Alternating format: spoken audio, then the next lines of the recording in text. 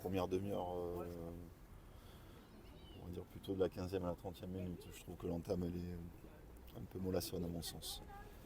Manque d'agressivité, trop loin des porteurs.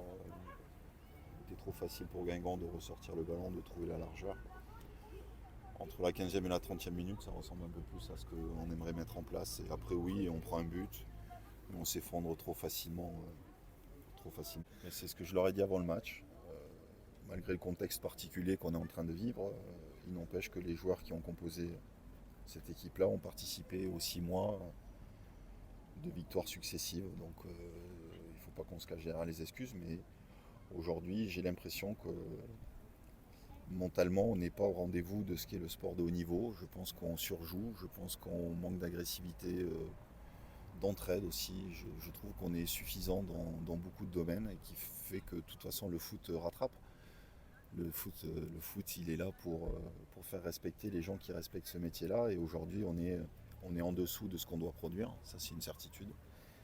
L'autre donnée, c'est que, et je leur ai dit depuis le premier jour où on a repris l'entraînement, ce qu'on a fait, c'est bien, mais c'est derrière déjà.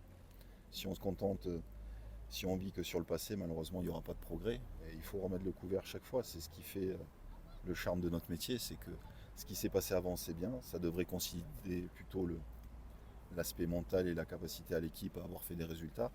Mais il faut remettre le couvert, il faut qu'on ait envie de faire davantage de choses. Voilà. Là, on se fait ouvrir trop facilement et on subit trop d'occasions à mon sens. On est trop déséquilibré rapidement.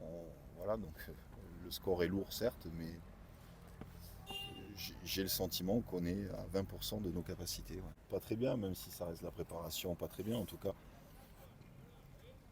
l'image que l'on doit montrer au quotidien ne doit jamais être celle-là. Jamais, peu importe. On a le droit de tomber sur des adversaires plus forts et ça va arriver. Guingamp, il me semble, est une équipe qui manie bien le ballon, pardon, qui a des capacités techniques et un jeu bien huilé. Mais on doit quand même avoir une image bien plus positive, bien plus agressive. Et donc non, ça ne me plaît pas parce qu'on n'est pas au rendez-vous et il faut qu'on arrête de se chercher des excuses. Peu importe ce qui va se passer demain, il faut qu'on ait un rendement bien supérieur à celui-là. Ce qui met la tête à l'envers, c'est certainement le fait que le contexte à vivre au quotidien n'est pas si simple que ça et que chacun a besoin d'avoir sa ligne directrice. Et la ligne directrice, c'est les éventuels joueurs qui seraient transférables, les joueurs à sécuriser et les renforts. Voilà, donc pour l'instant, les joueurs vivent ça au quotidien et force est de constater que ça doit pas leur plaire beaucoup puisque le rendement sur un match en tout cas n'est pas au rendez-vous. Donc c'est qu'il y a un problème autre que le football aujourd'hui. Il faut se rendre compte que le monde du football est en grande difficulté aujourd'hui et notamment en France.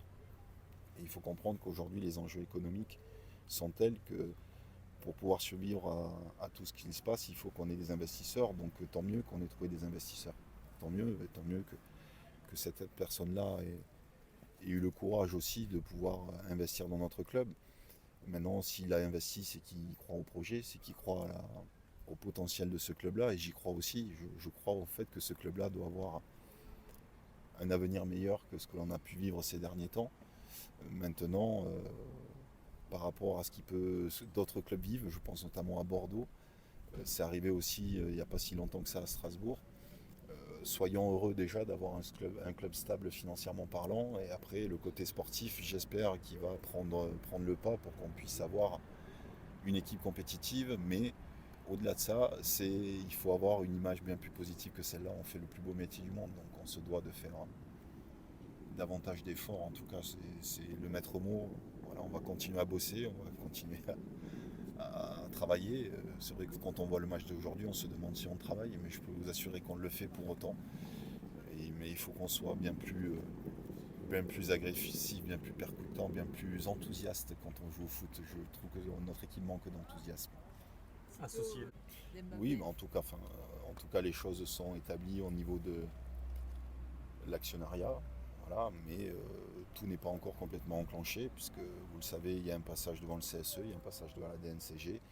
Et à la suite de ça, j'espère qu'on va enfin pouvoir structurer cette équipe-là et que tous les dossiers vont être traités pour qu'il y ait un peu plus de sérénité et qu'on puisse, grâce à ça, avoir un rendement d'équipe supérieur à celui-là. Alors on part de tellement bas que forcément je pense que le rendement de l'équipe sera supérieur demain. Ça C'est une certitude, mais l'image que l'on donne me dérange. Ouais. On va prendre le côté positif, comme quand j'ai repris l'équipe, c'est excitant.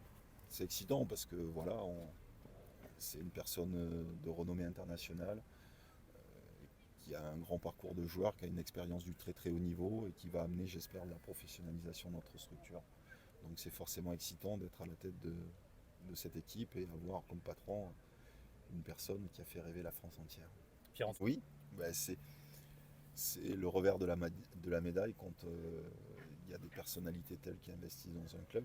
Voilà, les rumeurs, il va en avoir plein, c'est une certitude. Quand nous étions le petit Stade Malherbe, on parlait peu de nous. Là, forcément, en un seul coup, ça s'est élargi au monde entier.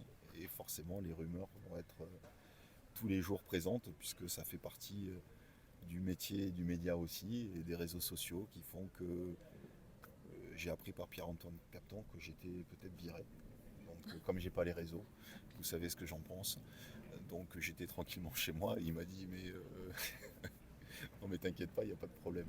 Donc je l'ai appris par mon patron. Donc tant que les dirigeants ne me disent pas cette vérité-là, c'est que je suis l'entraîneur de cette équipe. Il me semble qu'il a fait un démenti dans Ouest France hier ou aujourd'hui, je ne sais plus. Hier, voilà. Donc voilà, mais après, ce métier-là est fait de résultats sportifs et pour durer dans le temps, il faut gagner des matchs.